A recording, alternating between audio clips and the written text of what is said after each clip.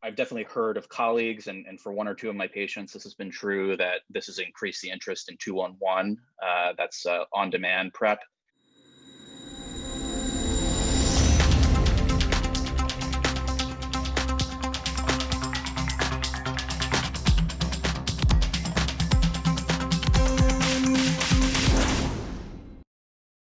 Hello, I'm Faith Rogers, host of today's program, COVID-19 Keeping Up with a Moving Target. This is the November 4th update of DKB Med Radio's Coronavirus Educational Series. Thank you for joining us. This activity is jointly provided by the Postgraduate Institute for Medicine, DKB Med, and the Institute for Johns Hopkins Nursing. Today's program is accredited for ANCC and AAPA credit, as well as AMA PRA Category 1 credits. Please visit our website for complete CE information. If you're tuning into our webcast, please click the red Claim Credit button in the webinar console to attest for credit. Otherwise, please visit covid19.dkbmed.com. There you will also find all of our previous COVID-19 programs and have access to other free CE programs on a wide range of topics. Today's learning objective is to discuss the impact of COVID-19 on HIV testing and HIV viral loads in people living with HIV. This activity is supported by an educational grant from Pfizer Incorporated and in kind by DKB Med.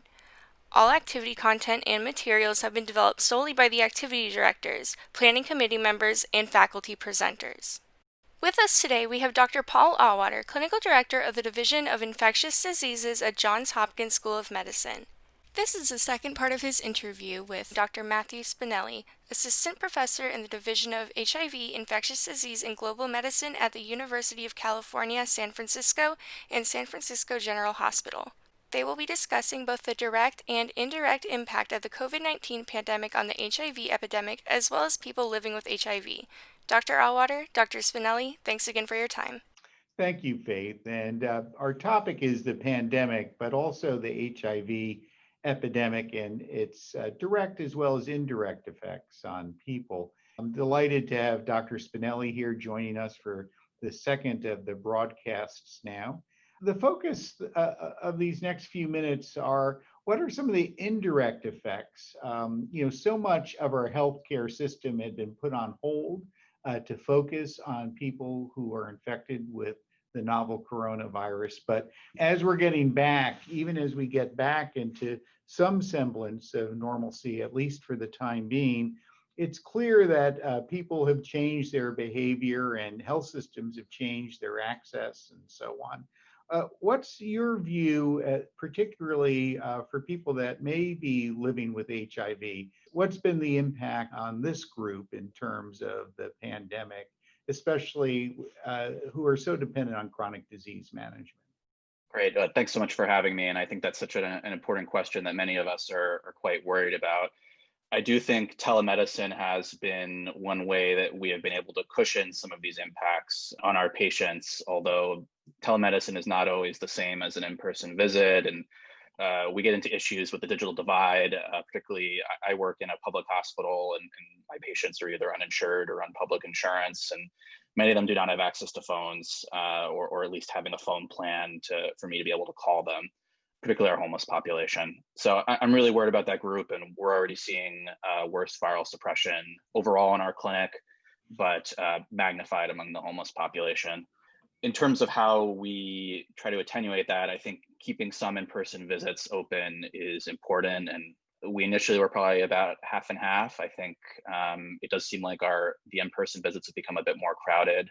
And we have a drop in clinic for people struggling with housing insecurity, and that has actually stayed pretty stable. So I'm hoping that that's helped to attenuate the impacts of the epidemic, but I'm still very worried. In terms of the HIV epidemic as a whole, things could go in a variety of ways. We're certainly worried that the economic insecurity and the decreased access to care, particularly for things like PrEP, other HIV prevention measures, could result in a step back in our attempt to end the HIV epidemic and the 90-90-90 goals. It's possible that social distancing could have the opposite effect. And in fact, I think I was interviewed by a newspaper in France, and they were like, "Wow, this is going to be great for the HIV epidemic and really help us get things under control." And I was like, "Well, unfortunately that's not the characteristic of the HIV epidemic in most of the world, that would be the case." So quite worried about that. In terms of actual data, 90% decrease in testing in our jurisdiction, decreased viral load monitoring, decreased STI testing, PrEP visits way down. Some of the best data from Boston and the Fenway Clinic. Those are the concerns. Yeah, no, I think, Matthew, those are, we share in Baltimore. We have, similar populations with a fair percentage of people that don't have access to telemedicine. And, we only have half the visits physical in person because of spacing issues and safety issues, both for our staff and our patients.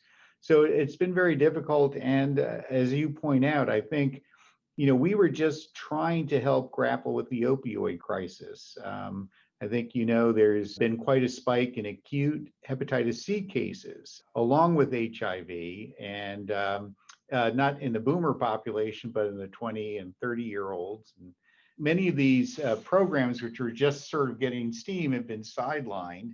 And a lot of those forces actually may even be exacerbated because of a lot of the mental health issues that come along as we all struggle with the pandemic on this. So I think you raised some really important points. I think that the testing is one that, if you don't know, you can't intervene, is such an important one, because most of those clinics and pop-up tents and other things that some cities have used to encourage testing have really been sidelined.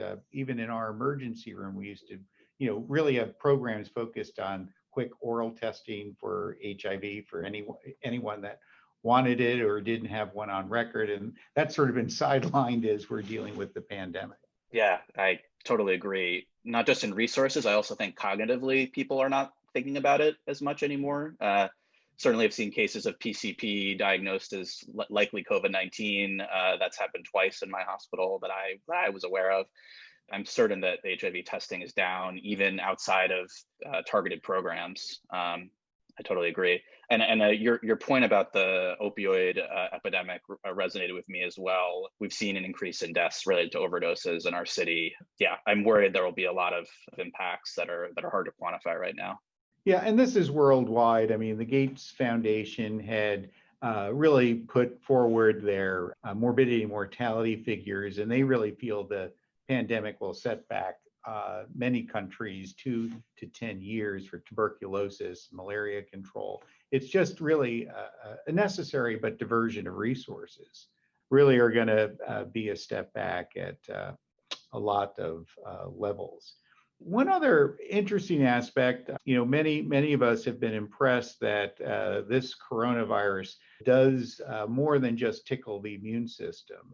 There's often leukopenia for people with severe presentations and some consequences that really suggest that perhaps there's some T regulatory cell dysfunction in people, or it's unmasking difficulties in innate immune control.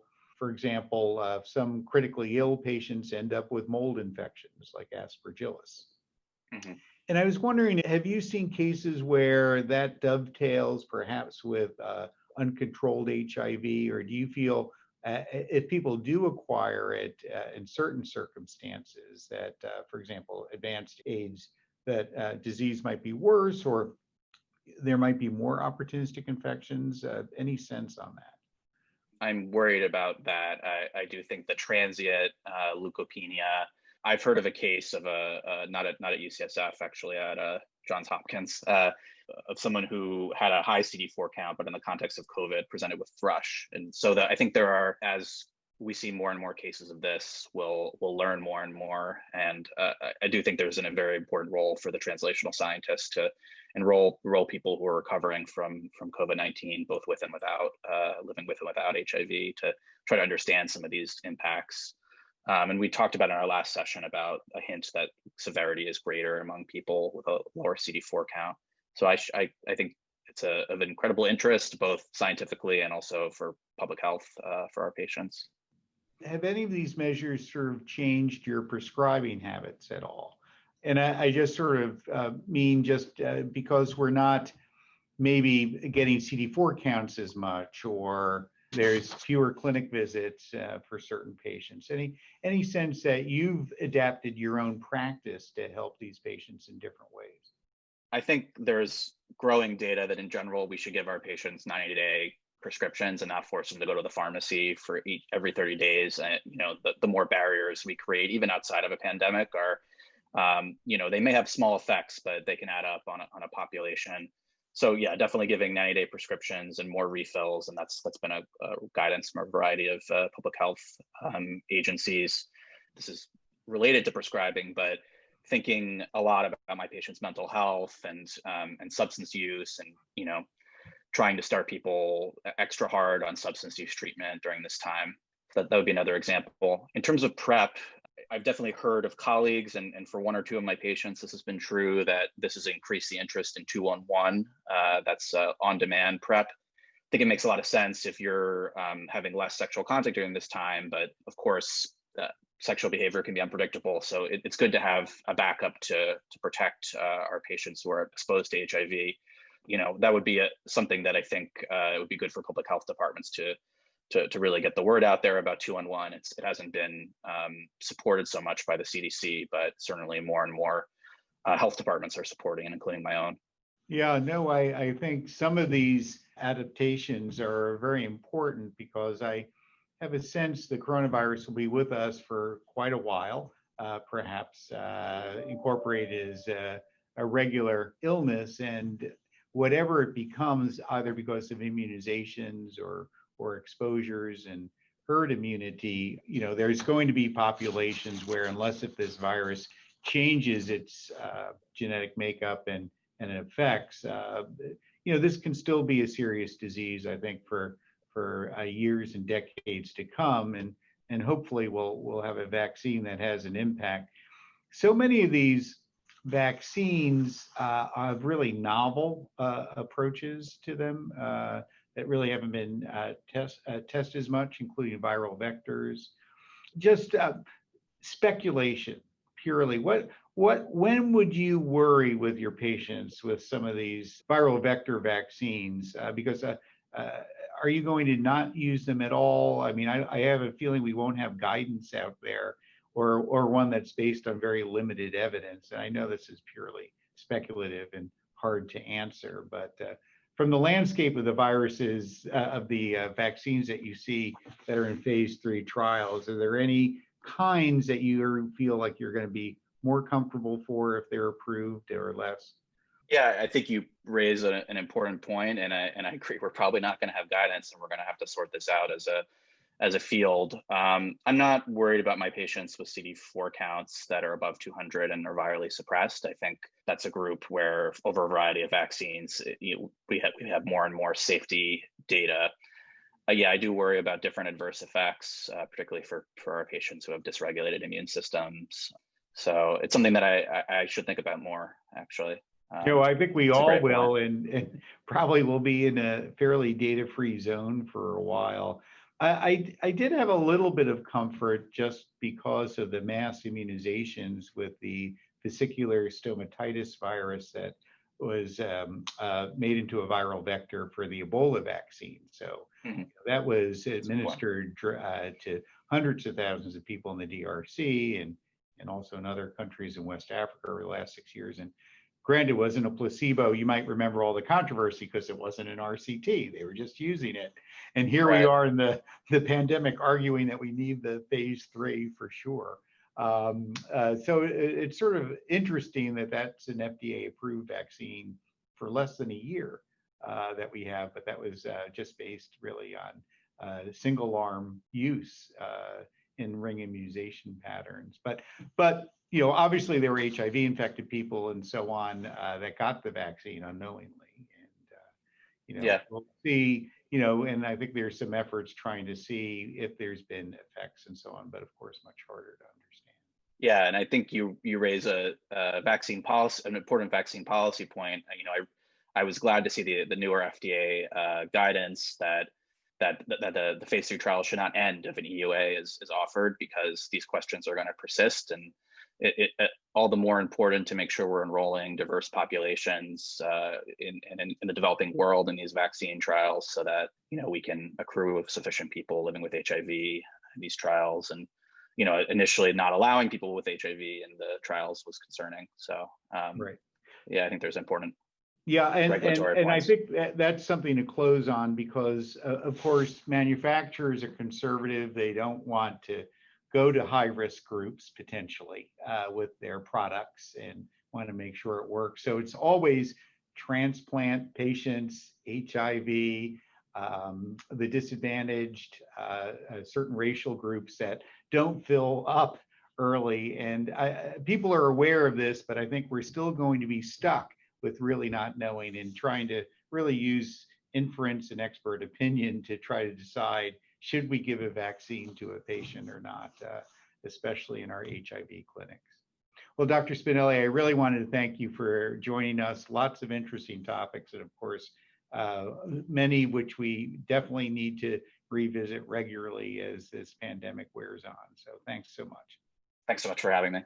Dr. Auwaerter, Dr. Spinelli, thank you again for your time. If you're tuning into our webcast, please click the red Claim Credit button in the webinar console to attest for credit. Otherwise, please visit covid19.dkbmed.com. Any questions or issues, feel free to email us at the address listed. To submit questions, please send them to qa@dkbmed.com. That's Q as in question, A as in answer, @dkbmed.com. Again, thanks for joining us, and thank you for your dedication to your patients with COVID-19.